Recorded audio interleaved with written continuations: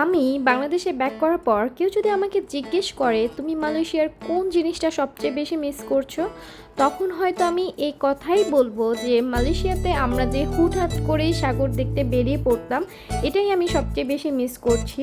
এই যেমন আজকে দুপুরে লাঞ্চ করার পর শুয়ে শুয়ে মোবাইলে স্ক্রলিং করছিলাম, হঠাৎ করে ভাইয়া ফোন দিয়ে বলল আপু কী করেন, ফ্রি থাকলে চলেন ঘুরে আসি। আর যখনই শুনলাম তারা সাগর দেখতে যাবে, তখন কি আর না করা সম্ভব? একদমই আমার পক্ষে অসম্ভব। আর তাছাড়া আজকের ওয়েদারটাও অনেক সুন্দর, মেঘাচ্ছন্ন, হঠাৎ বৃষ্টি হঠাৎ রোদ। তাই ভাইয়ার এক বলাতেই রাজি হয়ে পড়লাম যে কেন যাব না, অবশ্যই যাব ভাইয়া। আর যেতে যেতেই হঠাৎ করে দিনের বেলা আকাশে চাঁদের দেখা মিলল। যাই হোক, আমরা কিন্তু এখন যাচ্ছি পোর্ট ডিকসনে, কুয়ালালামপুরে। আমাদের বাসা থেকে মাত্র 1 ঘন্টা দূরে এই পোর্ট ডিকসন বিচ। যদিও আমি লাঞ্চ করে বেরিয়েছিলাম, কিন্তু আমার সাথে যে ফ্রেন্ড ছিল অ্যান্ড আমার হাজব্যান্ড, এরা লাঞ্চ করেনি।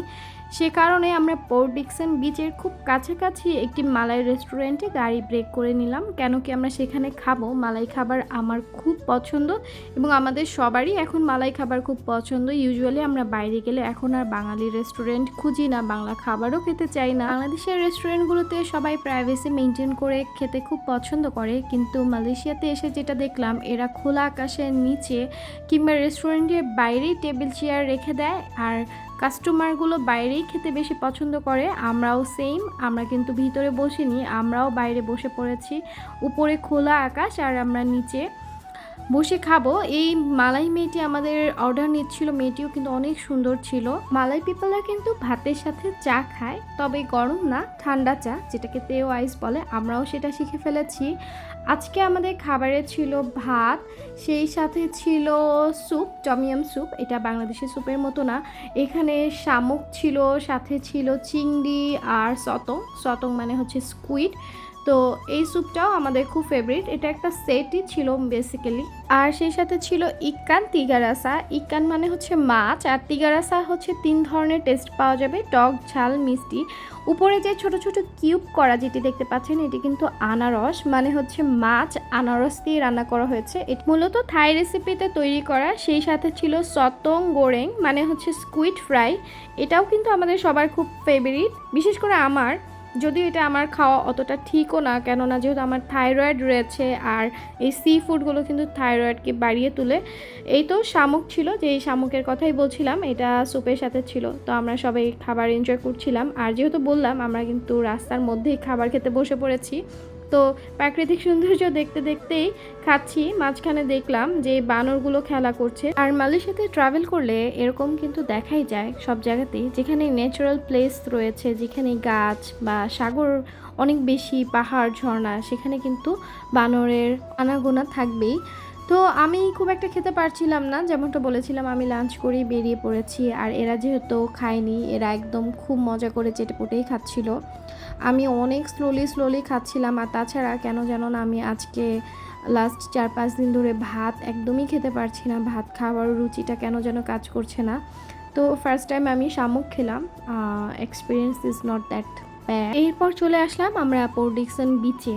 আর আমরা কিন্তু আজকে পানিতে নামার জন্যই মূলত এসেছি, ব্যাগে কাপড় চোপড় সব কিছু নিয়ে এসেছি, কিন্তু একদমই লাস্ট টাইমে এসেছি। সাগরে এখন জোয়ার চলছে, আর সাগর অনেক বেশি উত্তাল, তাই কিন্তু সাহস করে আমরা নামছি না।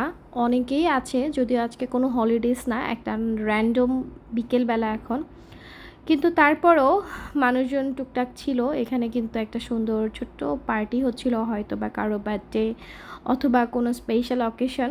এই সাগর আমাদেরকে অনেক অনেক বেশি টানে। আমি বাংলাদেশে গেলে definitely sea side, sea beach, এই জিনিসগুলো অনেক বেশি মিস করব। বাংলাদেশে তো আমাদের একটাই সমুদ্র সৈকত, সেটা তো আমাদের ঢাকা থেকে যেতেও 13-14 ঘন্টা লাগে। তো র্যান্ডমলি আমরা কিন্তু ওভাবে যেতে পারবো না। এখানে যেমন আমরা বাসার আশেপাশে মাঝে মধ্যে যখন মন চায় তখনই সাগরের কাছে চলে যাই। তো এখানে একটা আবার টিম ছিল, ওরা খুবই মজা করছিল, সবাই ছেলে ছিল। তো ছেলেরা আসলে একসাথে কোথাও ঘোরাফেরা করলে বন্ধুদের নিয়ে তারা খুব এনজয় করতে পারে।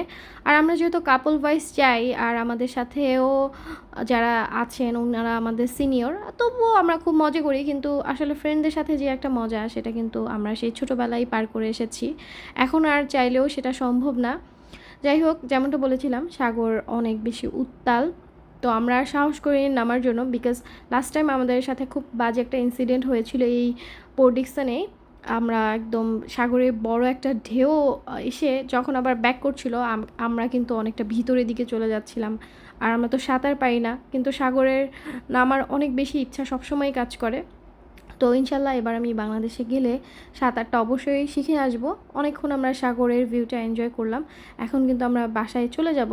তো আবার একটা জিনিস খেয়াল করলাম যে এখানে যেই ডাব, এই ডাব যেহেতু মিষ্টি হয় না, তাই কিন্তু গাছ থেকে কেউ ডাব ওভাবে পারে না। ডাব কিন্তু গাছেই পেকে রয়েছে, খাওয়ার কিন্তু মানুষ নাই। এই ছিল আজকের ব্লগ। যারা ইউটিউব থেকে দেখছেন অবশ্যই সাবস্ক্রাইব করে দিবেন, আর যারা ফেসবুক থেকে দেখছেন ফলো দিবেন, লাভ লাইক ওয়াও দিবেন, কমেন্টস করবেন। বাই।